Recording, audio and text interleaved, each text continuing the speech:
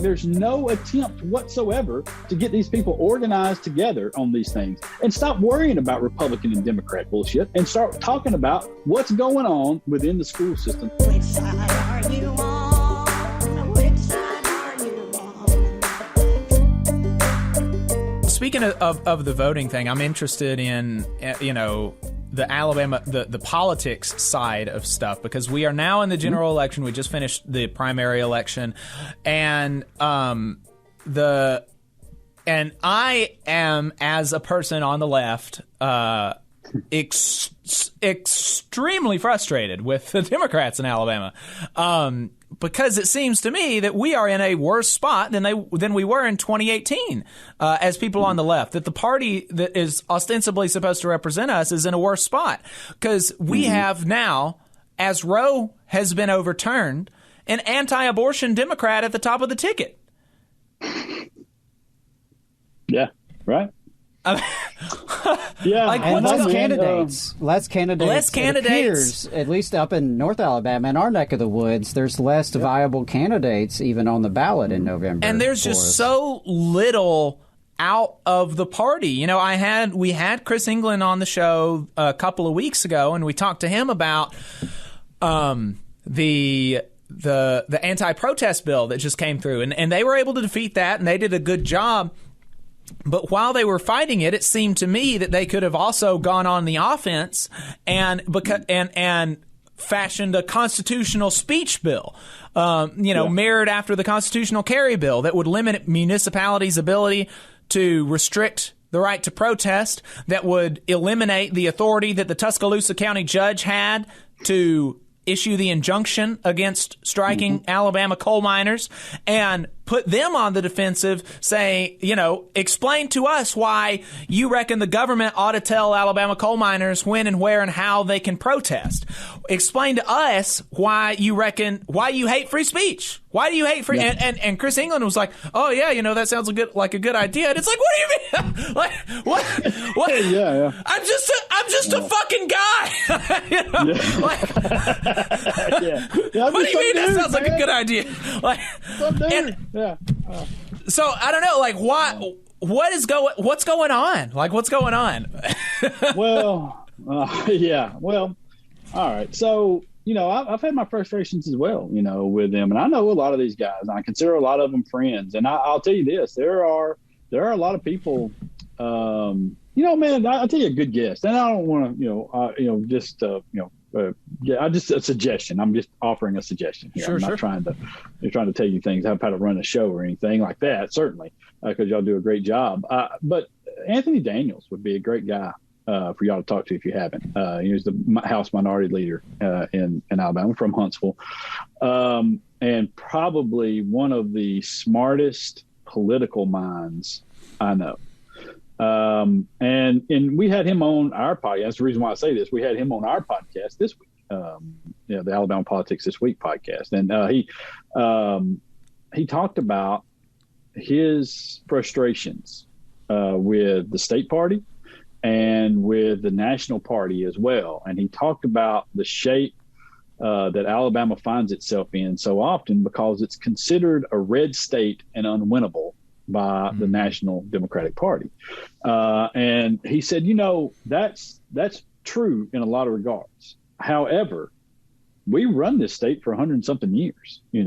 We were Democrat. Now, obviously we all know that a lot of those Democrats were really Republicans, and, not a lot of the politics really changed, but the Democratic Party was in control of things. And that's still in the back of minds of a lot of old school voters in this state, that they're not just anti-Democrat, when they see somebody on the ticket at this point. But, he said, what people don't seem to realize is when you give up a fight in this state, all the way down the state, and you just toss it aside, that helps Republicans save money, because now they don't have to spend the money in this state to win those races or to make sure that they continue to control it. Now they can just throw that on the back burner and say, well, it's zero there, we're good. Right. And they don't have to defend. And so, and I think that's a part of this. Another part of it is the party was so improperly run for a number of years, and we can argue as to whether or not it's still being improperly run. I'm open to people criticizing Chris England and Patricia Todd and the other folks that are running this thing now, because I think that there are some real questions, about what's gone on at the top of the party over the last few years and how they've spent a lot of the money that's come in. And I think they're very fair questions that can be asked. I do think that some of what they did in this cycle, even though you don't see a lot of names on the ballot, and I disagree with that. I disagreed with that approach to it. I did agree with limiting primary challenges, out there. So you're not going to waste a lot of time and money with two Democrats fighting each other in certain races, and kind of spreading them out into places where you feel like they could be successful, and focusing more at the county and city levels, because I do think that's probably your best pathway back, is if you focus on Huntsville, Birmingham, Montgomery and Mobile, Tuscaloosa and Auburn, and the counties that surround those places. If you focus on those, and it would be fairly easy. We see it happening now in Madison. You know it's going to turn blue in a matter of time. That's coming. That Huntsville and Madison County are going to be blue probably within the next 5 or 6 years. And so at that point, you're controlling a shitload of money.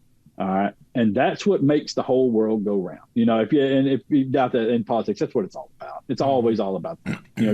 The answer to all of your questions is money. Okay. If you're wondering why something happened, if you're wondering why somebody voted this way, if you're wondering why they're acting the way they're acting, it's money. It's always money. And so if you control the county commissions and you control the city councils, you control where a lot of these funds go to. And that by controlling where the funds go to, you control the support that you get from all of these major corporations around the state, all these major businesses around the state that are wanting those road contracts, that are wanting all the contracts for broadband and infrastructure and all of these different things. So I think that's a fairly smart way to go about this. And I think that they've done some pretty good things that you won't necessarily see. They won't be flashy, but I think that they've done some pretty good things at those levels to get people in place. But overall, you don't, I think, and that's was my argument with them, put somebody at the top, put Stephen Reed at the top, put Randall Woodfin at the top. They're in no danger of losing their positions. Randall Woodfin was just reelected. Put him at the top of the ticket for a U.S. Senate race or for governor. Let them go out and build the black voting base up. Let them go out and get people rejuvenated for what's going to come in the future. And help other people down the ticket also come up. I think that would have been a better idea than what they've done. And, as it was, they just, they're still fighting and they're still doing a lot of the stupid shit that just is, hamstrung them for years. Yeah, well, talking about building the party, I mean, that's hopefully what we'll see in Kentucky with Charles Booker, unlike Amy McGrath, who just lit millions of dollars on fire. It's weird how that works, isn't it? I mean, didn't do anything, like no building, and hopefully we'll see something different with Charles Booker. Having, I don't know, it's just, well, I mean, it's bizarre. For me, just as the former history teacher in me, I look at where has Alabama made progress, and it's primarily been through working people organizing mass movements, whether it's, the populists of the late 19th century who then had the rug pulled out from underneath them by the racist 1901 Constitution, or the civil rights movement, or, even in education, when you saw black and white educators coming together, being able to organize and push back against Governor Wallace at the height of his power. And so I think that's where I would like to see the state Democrats really put an emphasis, is that without a mass movement of working class people that engages the majority of non-voters, which is the largest group, right, is the non-voters, without that mass movement that is really engaging working class people, I don't see the electoral success is coming, because they could keep doing the same things. You're going to keep getting the same results. But as long as we have far right ideology that is so dominant in this state. And this is what I was going to mention earlier when we were talking about the media. You know, the far right has its own media apparatus, not just nationally, but here in Alabama with Yellowhammer, 1819, virtually every talk radio program in the state, except for ours and, you know, a couple black stations, basically. You know, so they have such a stranglehold that I think community organizing and labor organizing, if that's not part of the equation, I don't see a victory. No, it's 100%. And, you know, can I ask a question? Sure. Yeah. What the hell has AEA been doing? I'd love to know the answer to that. I mean, you know, I haven't worked for them for 2 years now, so I'm not on the hook for any of that shit. And listen, they are catering to Republicans. They are giving money to Republicans. They have made the calculation that a significant amount of their membership are now diehard Republicans, and so they dare not offend them for fear they drop their membership. And so they're doing a very delicate dance of playing defense and which that ought to me is a political problem. If a significant amount of my union members are now extreme right wingers, I have a problem within my membership that I must address and I must educate, because otherwise I'm ceding ground. And right now the leadership is content to cede ground because the status quo is working for, you know, the 5 or 6 people making 6 figures at HQ. Yeah. I mean, have we not seen what happened in Kentucky? I mean, and that's always, this is the largest voting bloc in the state of Alabama, our teachers. This is a voting bloc of people that are under constant attack and constant criticism from the leadership that is in government. And they are always angry. They're always angry. Those are the easiest community connections. Yeah. Yes. They're the easiest people to motivate are the people who are angry over what's happening already. So all you got to do is get somebody to motivate. And it's like there's no attempt whatsoever to get these people organized together on these things and stop worrying about Republican and Democrat bullshit and start talking about what's going on within the school systems and how people are hurting you. And instead, they shy away from this all the time. Yeah, I've gone to them and said, listen, hey, you know, what could we do? What could we do to help? You know, to help the teachers that are out there. What do you need?